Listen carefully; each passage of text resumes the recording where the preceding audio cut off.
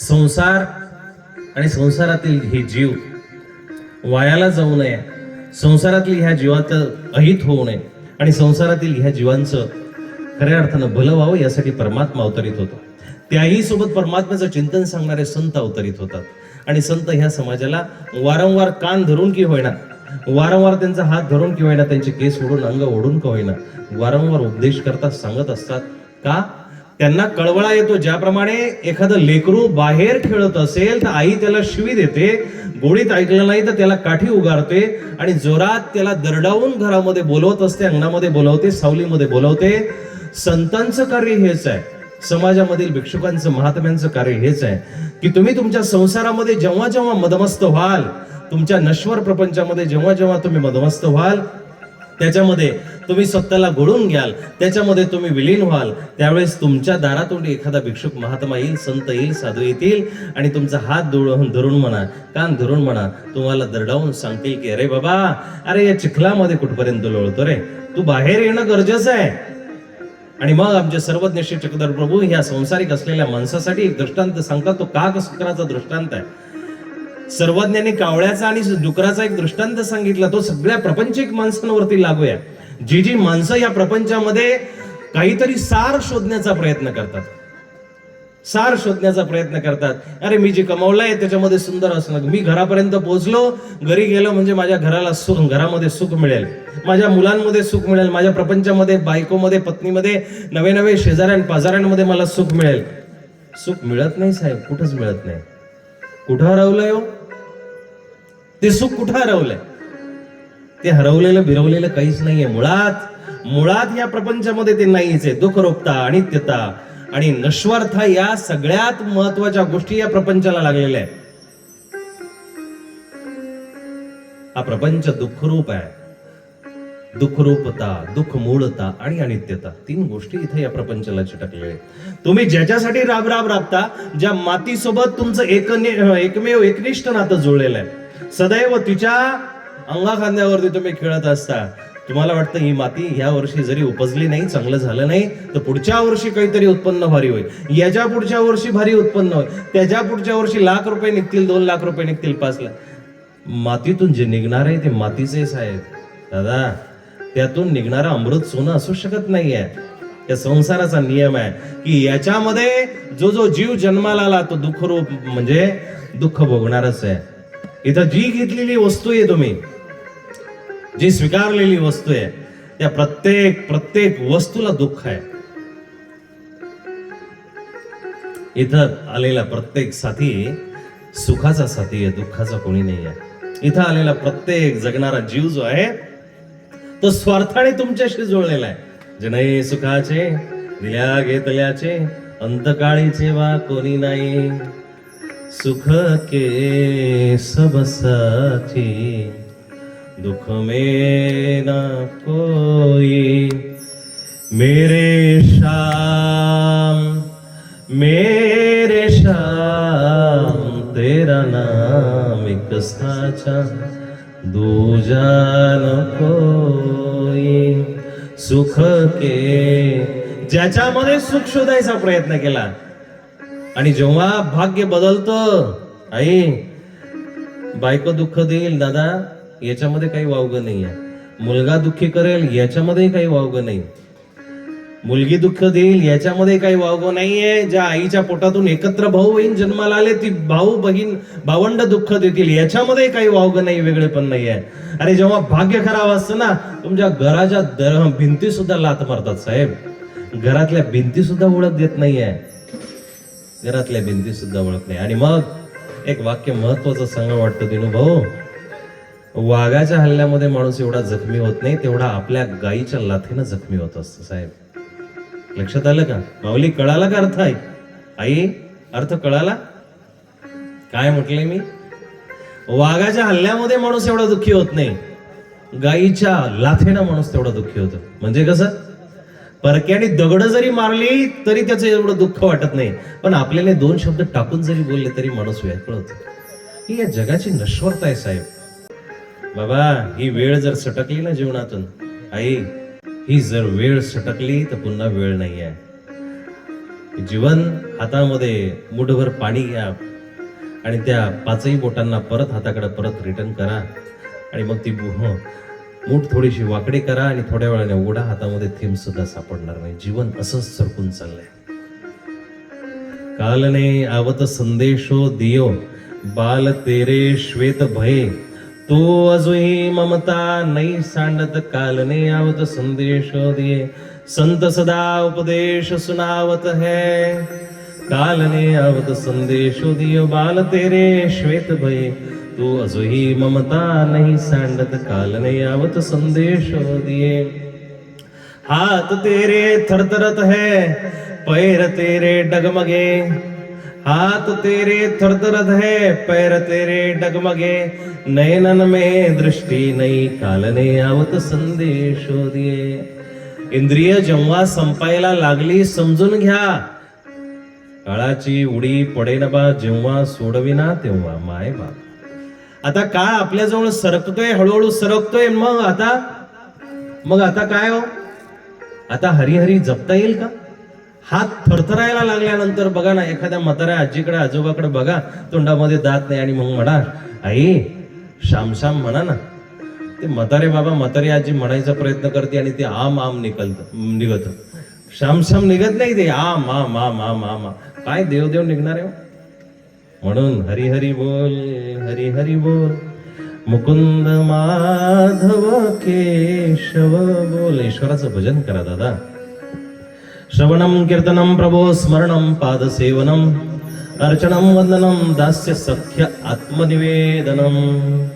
या 9विधा भक्तीचा प्रकार सांगितला. आज जर भक्ती केली नाही, आज देवधर्म केला नाही, आज ईश्वराचं चिंतन केलं नाही, तर काळ ओढत ओढत फरफडत वाजत गाजत आपल्याला घेऊन जाणार आहे. वारंवार छेडू नका. याला ट्रिबल दे, थोडस नॉर्मल ट्रिबल, रिव्हर्ब कमी करायचा, ट्रिबल द्यायचं. काळ वाजत गाजत आपल्याला घेऊन जाईल. नवीन नवरी बघा, नवरदेव बघा, वाजत गाजत त्यांना विनोदाचा भाग म्हणून सांगतो, वाजत गाजत नेल्या जात. मग त्याची हळदी वाजत गाजत आहे, त्याची मेहंदी वाजत गाजत आहे.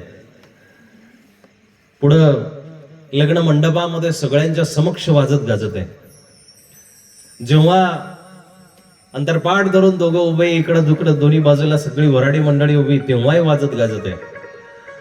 शेवटचं मंगलाष्टक झालं तरी वाजंत्री एक चित्त सावधान, तिथेही वाजत गाजत आहे.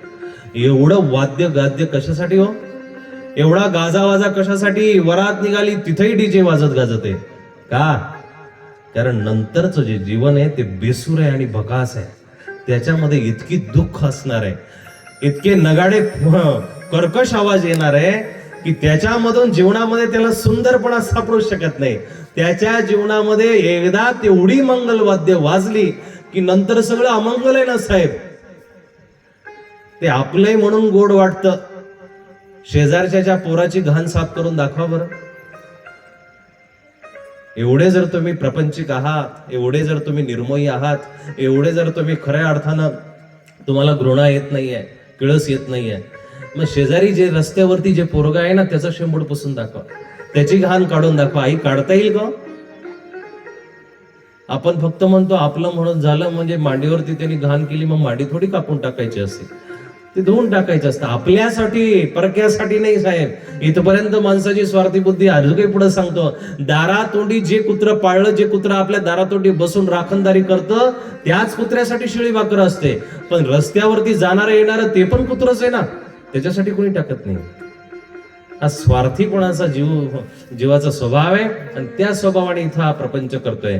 प्रपंचामध्ये स्वार्थपर कितीही तुम्ही काडी काडी जमवलं, तने तनसडी काड्या जमवी चिमणी बांधी खोपे, बळावताबळ पंखामधले पक्षी उडून जाई, कुणी कुणाचे नाही राजा, कुणी कुणाचे नाही. कितीही तुम्ही काडी काडी करून जमवलं, पण चौघांच्या खांद्यावरती तू जाणार आहे, जेव्हा बसून जाणार आहे ना त्यावेळेस तुला सोडवणारी जी माणसं आहे त्या माणसांची तू खऱ्या अर्थाने लिस्ट आहे. पत्नी दारापर्यंत आहे, मुलगा स्मशानापर्यंत आहे, नातेवाईक 10व्यापर्यंत आहे. त्यानंतर वर्षभराने कोणीतरी आलं तुमच्या गळ्यात रडून पडलं, असं घडतं का? उलट 4 महिन्यांनी 2 महिन्यांनी आई आमंत्रण दिलं जातं, जाऊ दे आता जगपरी, तू काय तुझाच नवरा मेला का तुझी बायको मेली का, ये चल आता पार्टी करायची, आपल्याला कुठल्या तरी ढाब्यावरती बसायचे, असं म्हणणारी मंडळी पैदा झालेली आहे. तुमच्या दुःखामध्ये कोणीच दुःखी नाही आहे, हा तुमच्या सुखामध्ये जरूर दुःखी आहेत. वाक्य नीट लक्षात घ्या. तुमचं अशुभ होताना कोणाला चिंता असेल नसेल, पण तुमचं शुभ होताना सगळी माणसं चिंतित होऊ शकतात. हा कलियुगाचा प्रभाव आहे. तुमचं चांगलं होतंय ना, एखाद्याने गाडी घेतली बघा ना, गाडी घेतल्यानंतर आपण त्याला मस्तपैकी दूध मलाईचे पेढे आणतो, गाव खुश झालं पाहिजे, गाव पटेल, सगळे खुश झाले पाहिजे. आता एकीकडून असाही भाव असतो, हाही एक ईर्ष्याचाच प्रकार आहे की सगळ्यांचं अंतकरण जळायला पाहिजे म्हणूनही काही माणसं तो पराक्रम करतात. नाही, हा पुरुषार्थ नाहीये साहेब. राखावी बहुताची अंतरे, भाग्य येते तदनंतरे. लक्षात घ्या. माझं प्रवचन थोडंसं मार्मिक असतं. आई कळतंय? थोडीशी मान हलवा ना. दक्षिणा नाही मागणार तुमच्याकडे, फक्त मान हलवा. ऐका, मी 200 किलोमीटरवरून, म्हणजे आता 200 किलोमीटरवरून यायला 4 तास लागले. सकाळचं एक सेवा, आता संध्याकाळची एक सेवा, रात्रभर जागरणाची सेवा, म्हणजे उद्या सकाळी शरीरासर्व झाला गोंधळ. शरीर काय पण कशासाठी हो? एक नीट लक्षात घ्या दादा भाऊ, तुम्हाला वाटतं की तुम्ही बोरगड्या गोळा करता आणि कार्यक्रम घेता, बाबा लोकांचे पाकिटं भरता, दानदक्षिणा देतात. खूप मोठे घोडे नाही मारले आपण, खूप मोठा पुरुषार्थ नाही केला साहेब. त्याच्याही पलीकडे मी तुम्हाला सांगतो, तुम्ही जेवढं देता ना त्याच्या कैक पटीनं आमच्या शरीराचं नुकसान होत चाललेलं आहे. पण तरीही नाही, पॉइंट चुकला आई, आमच्या शरीराचं नुकसान होते म्हणून तुम्ही टाळी वाजवली. पुढचं वाक्य बोलायचंय, टाळी तिथं वाजवली पाहिजे तुम्ही, की आमच्या शरीराचं नुकसान होतंय तुमच्या थोड्याशा पाकिटांनी, पैशांनी. तुम्हाला वाटतं की आपण यांना भरपूर काही दिलं, पण त्याच्याही कैक पटीनं आमच्या शरीराचं नुकसान होतंय. काल परवाच दिवशीच आमचे एक पंथप्रचारक असलेले तरुण महात्मा वयाचं 32व्या वर्षी त्यांनी एक्झिट केली हृदयविकाराच्या धक्क्याने. खूप सुंदर पद्धतीनं त्यांची कीर्तन प्रवचनं व्हायची, कथा व्हायच्या, आणि चांगले तरुण वयातले महात्मा सरले, हृदयविकाराने सरले. म्हणजे काय झालं? या धावपळीमुळेच खाणं वेळेवरती नाही, पिणं वेळेवरती नाही, बसणं वेळेवरती नाही, झोप वेळेवरती नाही. आणि गेल्याचं तुम्ही 10 दिवस दुःख जाहीर कराल, पण पंथामध्ये तसा एक परत माणूस तयार व्हायला कदाचित 10-20 वर्ष लागतील. 10-20 वर्ष माणसं तयार व्हायला लागतात साहेब. तुम्हाला वाटतं की ही माणसं पैशाच्या पाठीमागे पळतात किंवा 10-20 हजार रुपये, 5,000 रुपये दिले म्हणजे आपल्याकडे येतात, एवढं सोपं नाहीये. ही जेवढी गुणीजन मंडळी इथं बसलेली त्यांनी 10-10, 5-5 वर्ष घासलेली आहे. काहींची अक्षरशः बोटं फुटली, पेटी वाजवताना, हार्मोनियम वाजवताना इथल्या जिवाळ्या निघतात. जे तुम्हाला कांदे लावताना, वांगे खोडताना निघतात ना, इथली साल्ट छिलत असतात पेटी वाजवताना, तेव्हा ती पेटी शिकता येत असते. तबला वाजवताना इथं घाटे पडत असतात, या बोटांना कातडी त्याची जाड होत असते. सोपी नाहीये, कुठलीच कला सोपी नाहीये. तरीही का करता तो? येतो कळवळा म्हणून बुडते हे जन देखवे ना डोळा. तुम्ही ह्या गर्तेमध्ये, ह्या भवसागरामध्ये जातायत म्हणून हा कळवळा येतोय. आणि मग आजचा दिवस मला तुम्हाला आनंदाने सांगावं असं वाटतंय.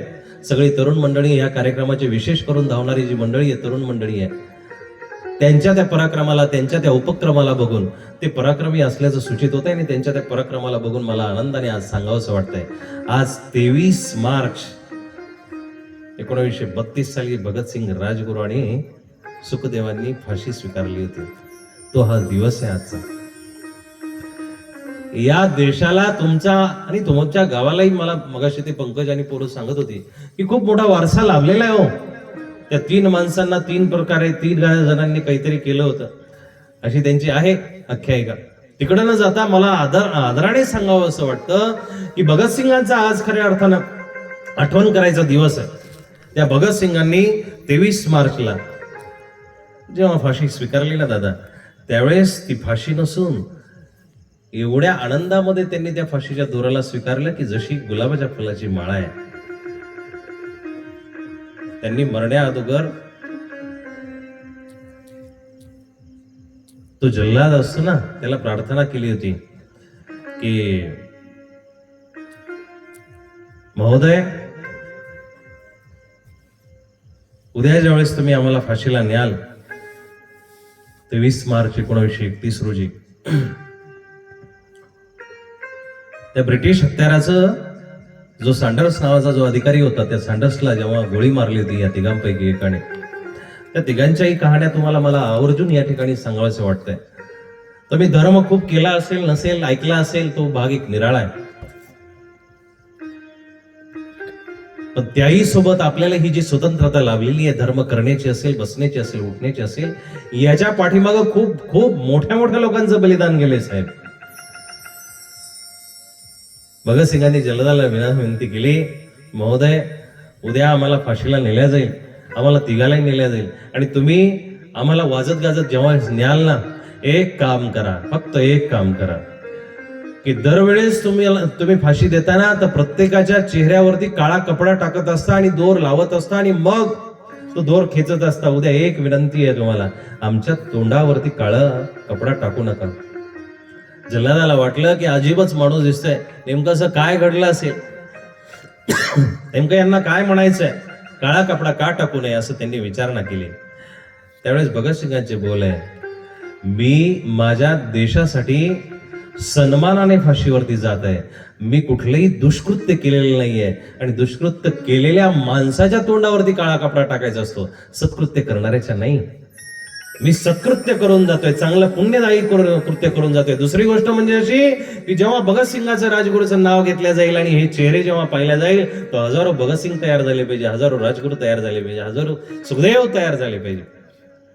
ही माणसं आपल्यासाठी झटली ना दादा, त्यांच्यामुळे आपल्याला स्वातंत्र्य भेटलेलं आहे. पण त्या स्वातंत्र्याचा गैरवापर 1.5 GB 2 GB डाटा संपवण्यामध्ये, दिवसभर रील चालण्यामध्ये, याला फ्रेंड रिक्वेस्ट पाठवण्यामध्ये, याला फॉलो करण्यामध्ये, नवे नवे याला कॉल करून अहो काही इतकी विचित्र प्राणी आहेत, अहो मिस कॉल वरती 1.5 तास बोलत बसतात. आकाशवाणी, भ्रमणध्वनी हे आपल्या मनोरंजनाची साधनं नाहीये, हे आपल्या जरुरतीची साधनं आहेत. त्याचा दुर्वापर करू नका. मग मागच्याही वर्षी मी इथं बोलून गेलो होतो, त्याच्यानंतर कमीत कमी 365 दिवसातल्या माझ्या 200-250 तारखा झाल्या असतील, प्रवचनं झाली असतील, पण तरी मला तिथलं ते मागच्या वर्षीचं प्रवचन आठवणीत आहे. हा कल्पेश आणि वेदांत इथं बडबड करत होता, मगाशी आल्याला मी त्यांना म्हटलं की तुम्ही मागच्या वर्षी मला डिस्टर्ब केलं होतं. कुठे कल्पेश? वा, प्रवचन करायचं ना तुला? नाही, तू मगाशी म्हटला मी प्रवचन करणार आहे. वेदांत कुठे? तू करतो नाही? अरे लय पैसे भेटतात बाबा याच्यामध्ये. ही तर खरी आजकाल लगेच सगळ्या बिझनेसमन लोकांनी, बिझनेस माइंड लोकांनी ओळखलेली हा ट्रॅक इकडेच घुसायला लागले सगळे. आणि मग त्याच्यामध्ये गडबड अशी व्हायला लागली दादा, सगळे बाबा तयार जर झाले तर श्रोते कोण आहे मग? ऐकायचं कुणाला, सांगायचं कुणाला? मग नेमकं सगळेच बाबा तयार झाले तर